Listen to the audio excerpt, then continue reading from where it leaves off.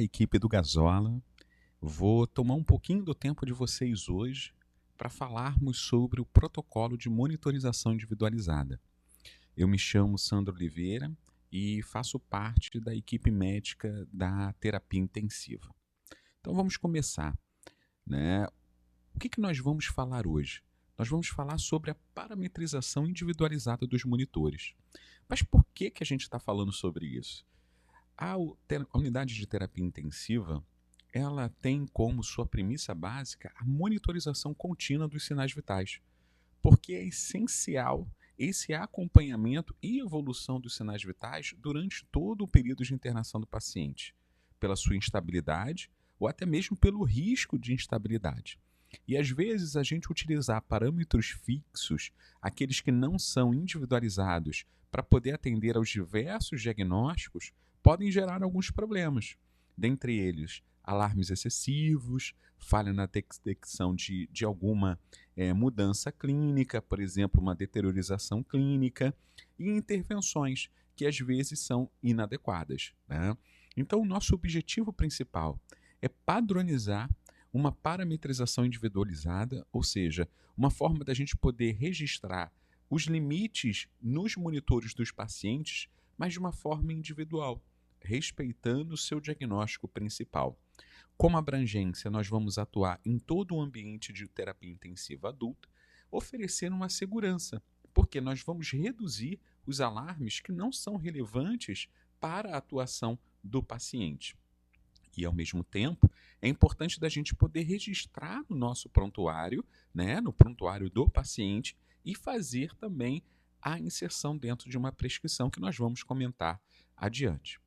Diante desse cenário, qual é o grande problema que nós temos? Né? É o alarme de fadiga. Ou seja, quando a gente põe o mesmo parâmetro para todos os pacientes com diversos diagnósticos, a gente cria um ambiente com alarme excessivo.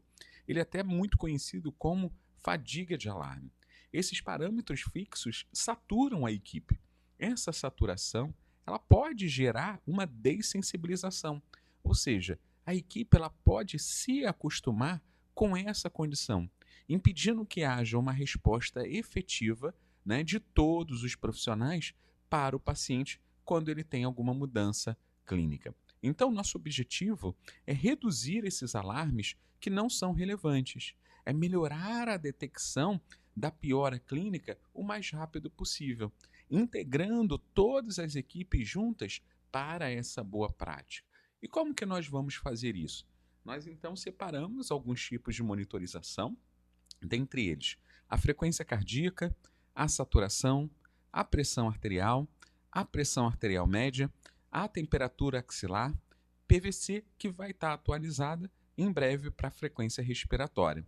Com isso, nós temos alguns diagnósticos, como por exemplo, choque séptico, sepse, IAM, o AVE, e cada um desses respeitando alguns sinais de variabilidade, tá? Então, nessa diagramação, a gente tem alguns critérios, como, por exemplo, pacientes com infecção. Querendo ou não, a gente tem um limite, uma tolerabilidade de uma temperatura axilar maior.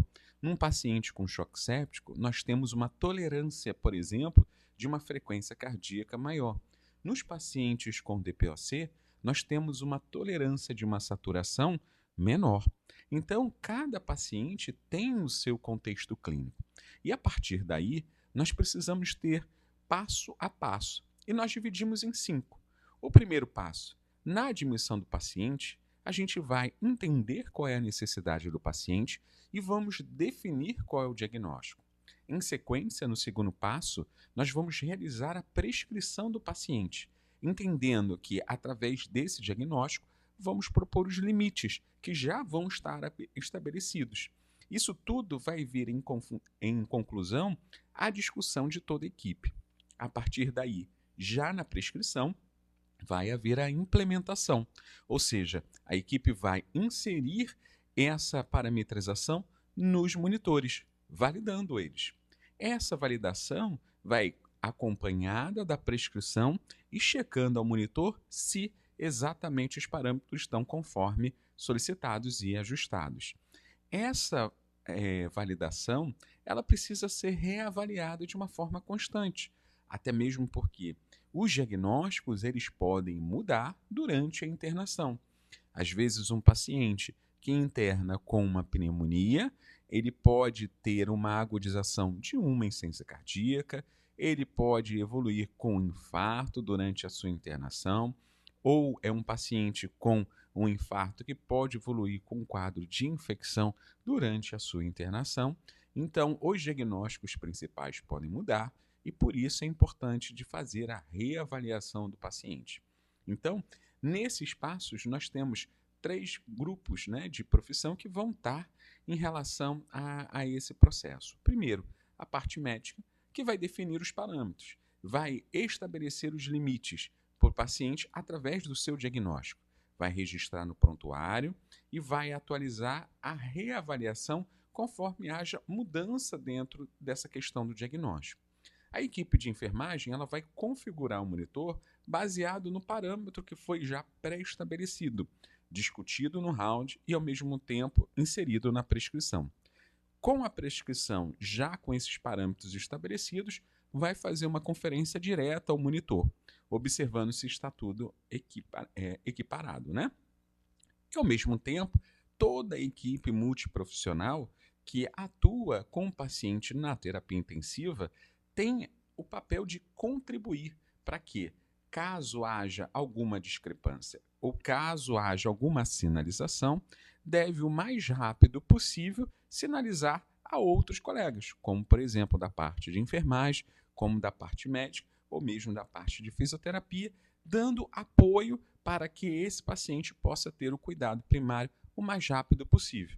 Lembrando sempre que, uma vez que já tenha sido estabelecido os parâmetros, ele precisa ser reavaliado, sempre proposto dentro do round, de uma forma que, caso haja a mudança do diagnóstico, esse mesmo também possa ser contemplado nesse ajuste de parâmetros do monitor. Então, como princípio de segurança, nós precisamos evitar os alarmes excessivos, ajustar esses alarmes baseado dentro da nossa meta terapêutica, que vai ser individualizada, revisada de uma forma diária e baseada no diagnóstico principal do paciente.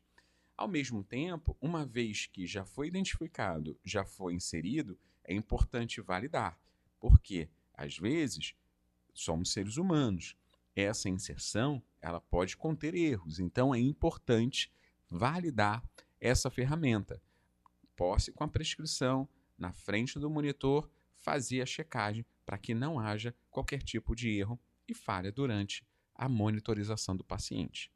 Por último, nós temos como prescrever isso e inseri-lo dentro do prontuário eletrônico. E de que forma nós vamos fazer isso?